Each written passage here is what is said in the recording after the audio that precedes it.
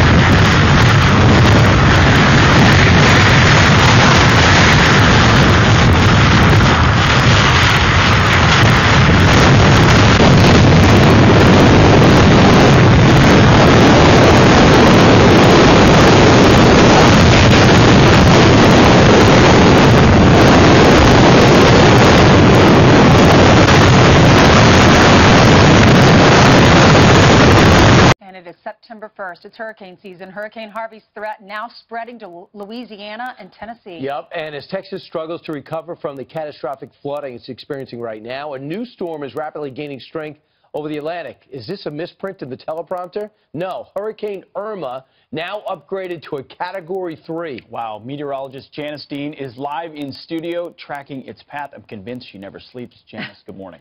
We're going to be watching several storms in the next week or so. This is what's left of Harvey. I just want to make mention we had several reports of tornadoes, a damaging one in Tuscaloosa yesterday. Now we're going to see the remnants move across the Ohio River Valley and the mid-Atlantic, the Northeast. Upwards of 4 to 6 inches still possible with this system, and we're unfortunately going to see a part of Harvey as we get into the long weekend for the Northeast. Hurricane Irma, all eyes on Irma, and will be for the next several days. It has the potential to become one of the strongest storms we have seen. I think we could actually be up to a Cat 5 in the next 5 days. Not saying it'll make landfall as a Cat 5, but, you know, strengthening to that would be pretty amazing. Here's the steering pattern. We've got the Bermuda high out here. If this high remains strong, then the path is going to move more westward. If the high breaks down, then we're going to see a curve, and the East Coast could be impacted. So those are the steering currents we're going to watch. Here's the European model. This one has been very good, very reliable. Heading through Tuesday, watching the Lesser Antilles, certainly Puerto Rico, Dominican Republic, Cuba, and the Bahamas. But looks like this curves and comes very close to the southeast coast. And if I could, real quick, I just want to show you the GFS.